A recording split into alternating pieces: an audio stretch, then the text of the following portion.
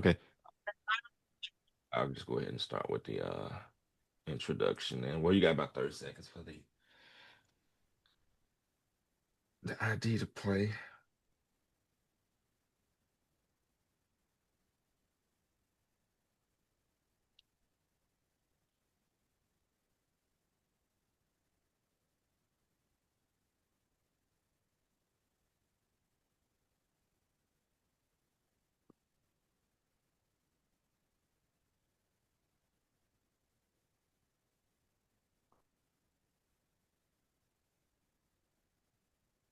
KLEK 102.5 FM. Good morning to you on your Tuesday. It's November 11th, 2025. This is Community Conversations, our monthly Bridge Talk segment. And Bridge Talk is a program geared just for our nonprofit organizations to get information to help each and every one of you with your mission. We have joined us today Shunqetta Cunningham, who is the founder and executive director of KHARIS Group and so many other organizations that are under that umbrella. But I'm not going to take up too much more of her time. I'm going to go ahead and let her get started because she's definitely got some good information that you want to hear. Awesome. Thank you, Laganzi, and good morning to those that are listening or will be listening. We have a number of great things to discuss, so we're going to get started. Now, I cannot see me, Laganzi, on here, and I can maybe I'm a see little you. delayed. Okay. Oh, perfect. To make sure I'm smiling. All right. Perfect, perfect, perfect. Okay. So, ladies and gentlemen, we are or have been, and we are hearing some talks about a resolution of the government shutdown. And from a nonprofit philanthropic standpoint, today on Bridge Talk, I really want to um, as quickly as we can, but take some intentional time to discuss this shutdown and the system and how it impacts nonprofit organizations. And as we know and are experiencing and are seeing that even if the government shuts down, even if systems may pause, purpose doesn't. Needs, they do not slow down. When government checks slow down, the community needs actually speeds up. And we've been seeing that as we have seen the intentional flooding and support of organizations that supports those that and families that have had a pause on their SNAP benefits, families that are struggling now with daycare services and having that provision for them so that they can work. And so we see that the shutdown, while it slows down a number of things, what does that mean for the everyday nonprofit organization and leader? Shutdowns reveal, and it's not about revealing policy and those gaps, but it also reveals the nonprofit readiness and the gaps that we see. There were organizations that were ready to answer the call when this crisis and in this crisis. And then there were organizations struggling to figure out what is my assignment and also dealing with, do I have the operational support to be a part of the call, that when funders were ready to support, could I answer and could I be a solution? And so that's what I want to focus on. um, how the nonprofit how nonprofit organizations, what can we do when the shutdown actually revealed some of our own gaps in our own systems, in our own strategy of direct support and supporting in an economic crisis? Were we prepared to be a hand in this with our missions? Did we have to sit back and just watch how other organizations were responding, but we could not find our place or we're not ready to have a place in this shutdown? And so, my question, if you're listening to this right now, my first question is, where did your nonprofit feel the pinch? Was it your readiness? Was it in your financial capacity? Was it in your operational capacity? And while I'm a nonprofit consultant, I also founded a nonprofit organization. And so on both sides of this question, I've had to wrestle. I've had to also engage and strategize and reflect. So one of the things that we're going to talk about today, and that is fundraising in a soft, government shutdown. And I'm saying that because I know some entities and our state entities have been completely impacted. And then I know there are other organizations and nonprofit entities that are still functioning but may have had to pause services. So wherever you are in this space, the second question I'm going to propose, excuse me, is how do we steward and how are we stewarding in this storm? And so with fundraising, most organizations will either increase their ask or they're going to refrain from asking.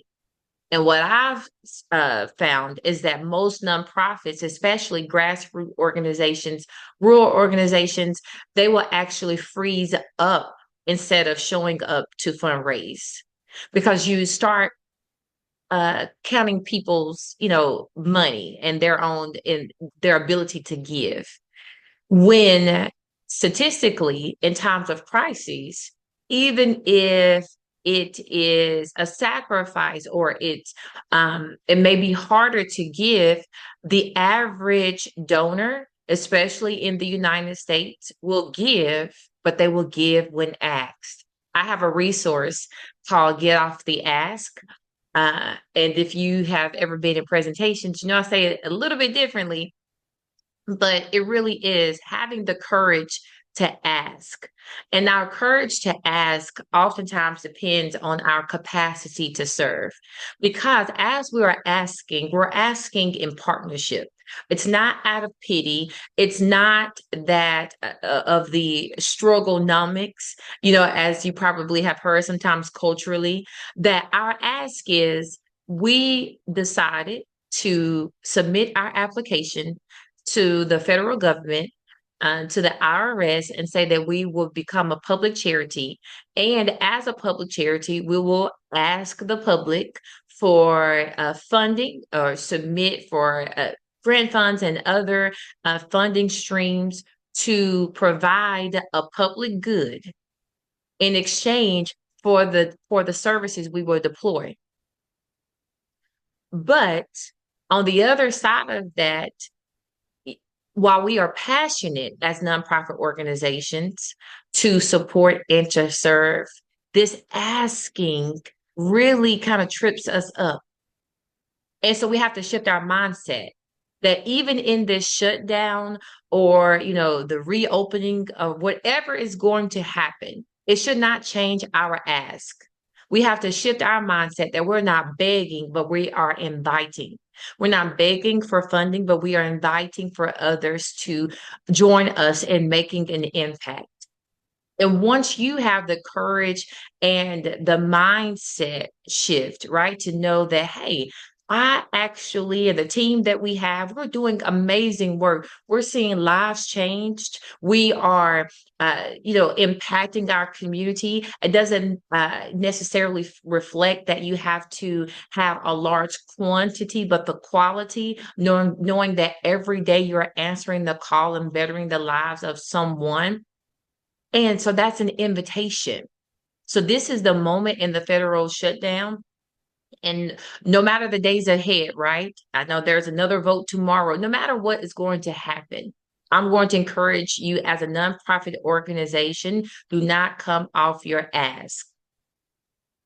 Continue to ask, continue to seek support. Use this moment to amplify the work that you do. Use this moment to still be in the faces and in the minds and on the news feeds of individuals because of what we are facing now, most people are glued to their phones and they're glued to the news. And so be in the rhythm of their news cycle and on their news feeds so that they know that you are continuing to serve, even if you've had to unfortunately shave some services because of funding streams that have been cut. I understand that, and I don't take light of that. I also just encourage you to keep showing up in the spaces that you can serve. So let's shift from we have to ask and we continue to serve our community. We are continuing to show up even in a shutdown, and we're going to assess where are the gaps. Was I able to show up as a nonprofit organization? Were we able to help? Were we even able to partner and support other nonprofit organizations who could deploy immediate services? And I'm going to give you an example. So, KHARIS Group Consulting is the nonprofit consulting business that I've been blessed to run since 2014. And then in 2018, I launched Overcup Initiative that supports Black women entrepreneurs. While in this shutdown, we do have businesses that are impacted and services and different things that have had to shift and transition. We also support nonprofit founders. And so, one of the things that we're doing now ongoing is launching a campaign in part for them. I have five on it, and that is simply donating $5 to Over a Cup so that we can help another nonprofit, the North Jonesboro Community Development Corporation, started by Mrs. Emma Agnew, who has a food pantry and serving North Jonesboro residents. So we can immediately deploy funding. She's ready. She has the model, she has the need, she has the infrastructure.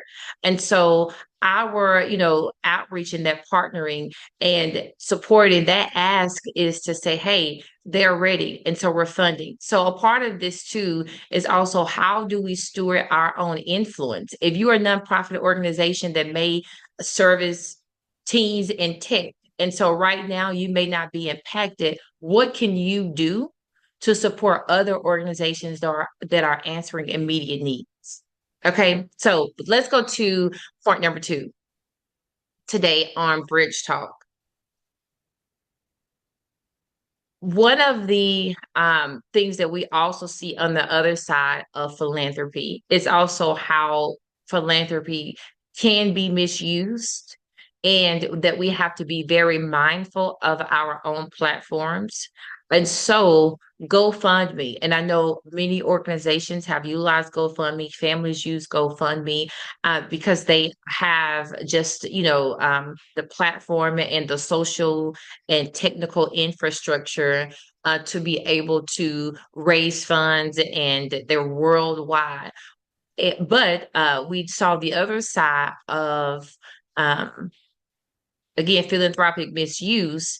And I share this with those individuals that have signed up for the KHARIS newsletter and some other entities, even to Mr. Leganzi, who also discovered how GoFundMe created nonprofit pages without the consent of the nonprofit organization. Why this matters is because as GoFundMe was creating fundraising pages on behalf of organizations, again, who did not give consent, they were charging exuberant tipping fees. And so when organizations were donating, they were charged up to 16% of the donation to go through. And again, without the honors of the nonprofit organization or team even knowing about it. Found Over a Cup page, Leganzi found the page, other organizations I know found their nonprofit page started by GoFundMe. You all, nonprofit organizations, especially rural, especially local, especially community-based nonprofits, must have the control of their own narrative to prevent misinformation, because also internally that could cause problems to arise from your team, from your board, to say, hey, I did not know that we had a GoFundMe page. And most organizations, they created over 1 million nonprofit pages. These organizations did not know either. Also, that could be a disdain upon donors, knowing that say, I want to give, but then now you're charging these, high fees to donate. And again, nonprofit organizations did not know. So on the other side, excuse me, on the other side of while we are increasing and there are organizations that and platforms that are ready to support nonprofits, we have to be very careful of ensuring that we speak up for our organizations, that we don't let things pass because, oh, I think they're trying to help us or trying to do good. No, we encourage our own storytelling. We encourage and we launch our own platforms at our discretion. And so it's important for us not to think that even if we're small or think that people are doing good without our permission, that is not true and should not ever be accepted. So if you have not checked, please go on GoFundMe and to see if they've created a page under your organization's name. They have issued an apology. The National Council of Nonprofits did take a public stance against them, and most state alliances did also, to which they had to issue an apology. The unfortunate side is that they're not taking them down on their own. You have to actually go in and take down your own page, even though they took the liberty to start it.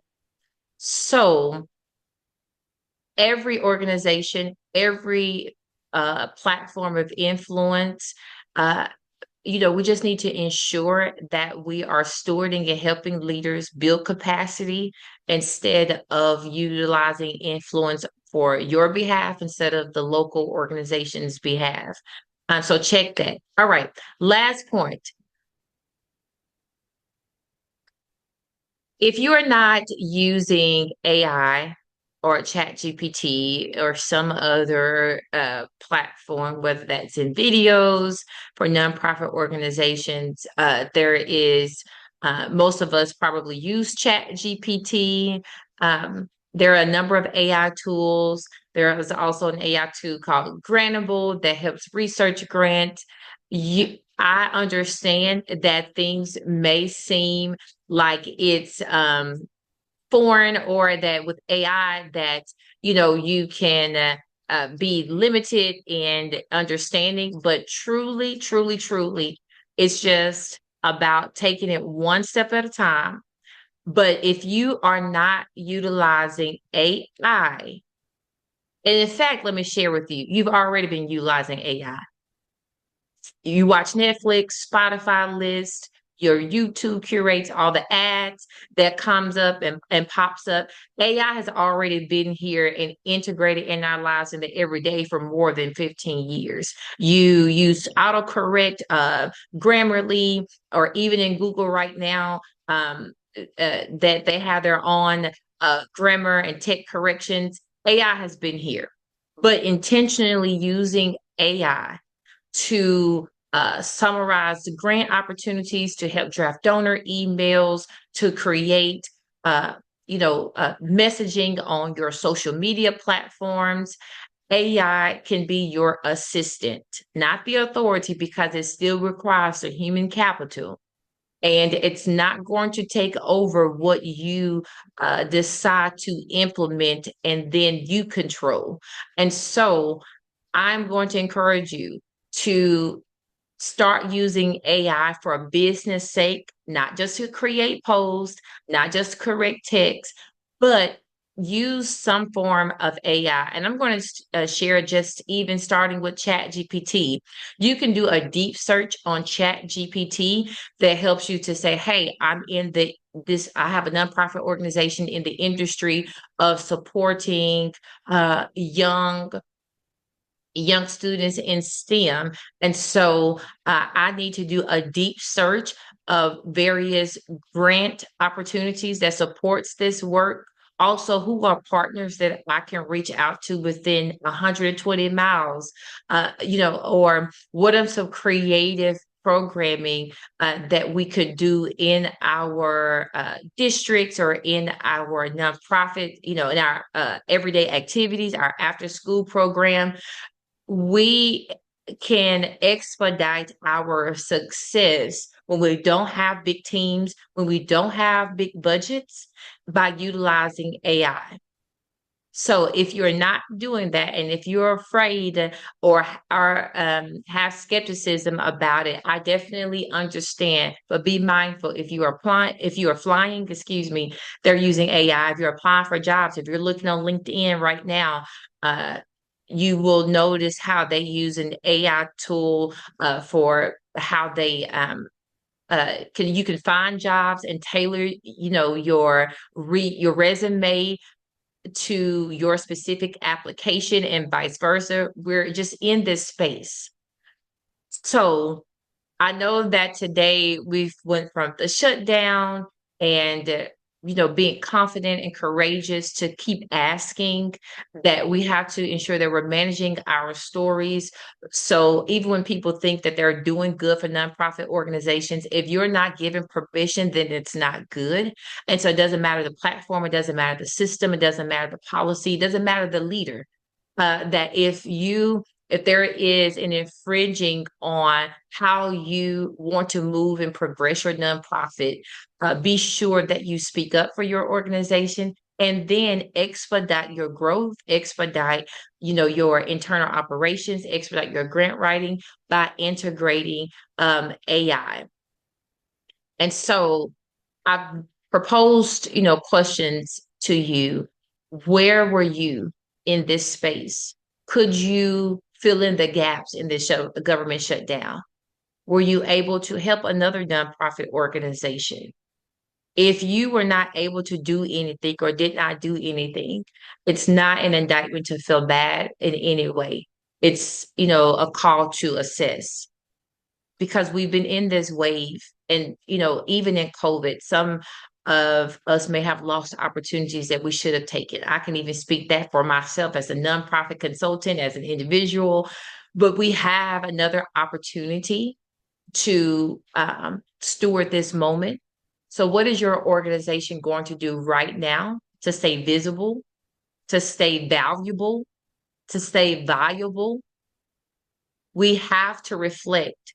Our nonprofit organizations, it doesn't matter the size, you're not powerless. When you answered the call to do public work, you also answered the call to partner.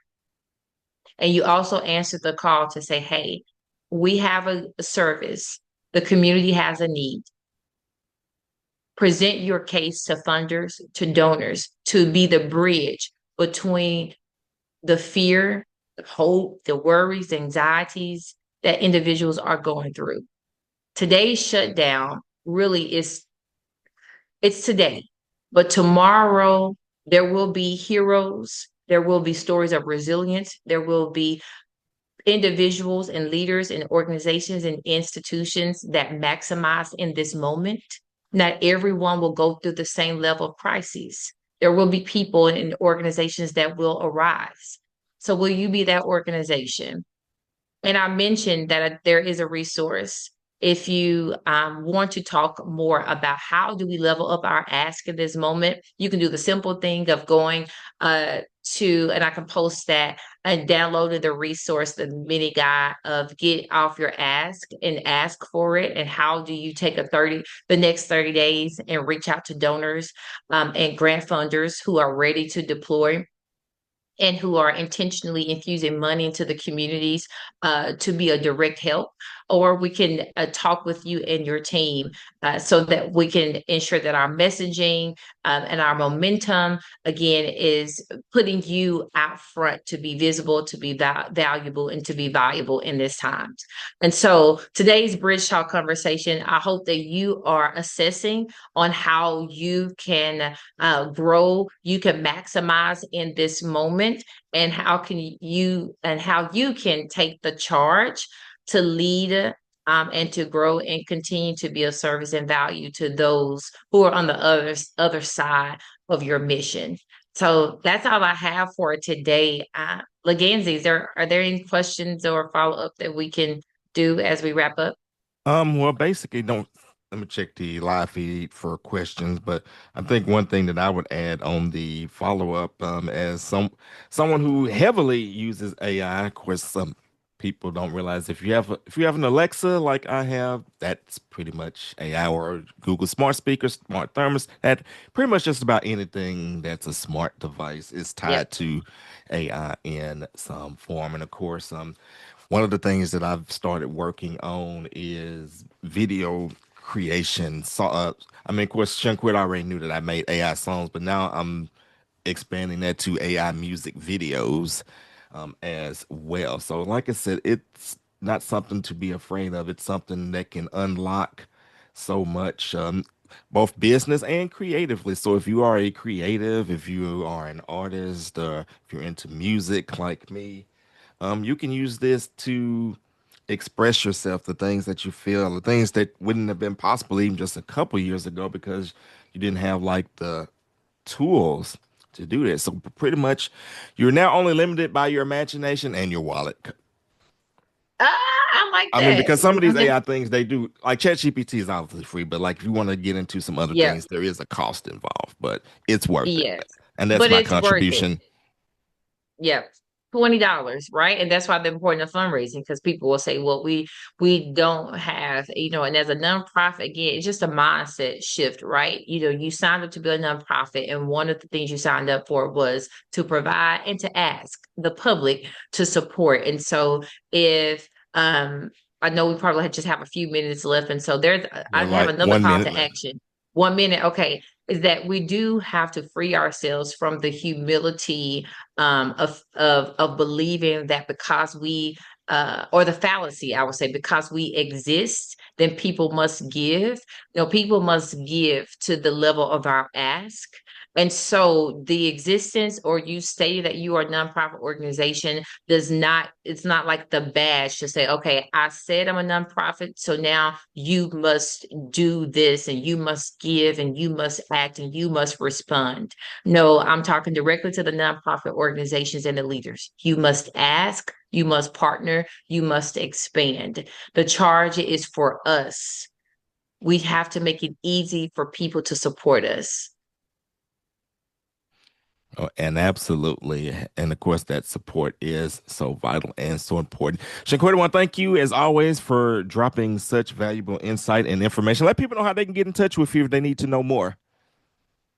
Awesome. So there is a link in the chat. Thank you, Taylor. If you would like a resource guide, but also just emailing me so we can strategize and talk again. We're in the time to where this is a valuable moment to strategize, to look at your logic models, to review your 1 to 3 year strategic plan. And so you can email me at sCunningham@consultcaris.com. I will make sure to put it in the chat as well. sCunningham at so, uh, consultcaris.com. Can't see the chat, but I will put it in here. It's in there. I saw the Okay. comment that Taylor made. And shout out to Taylor, by the way. Hope you're doing well down there in the big NO. All right, that's gonna do it for this edition of Community Conversations Bridge Talk. But this is KLEK, and we've got great gospel music all no, that's tomorrow. We got some great R&B music going on today. All right, you guys take care. Have a great and blessed day. It's the KLEK on a 2.5 FM. Thank you. All right, thank you. I'll see you soon.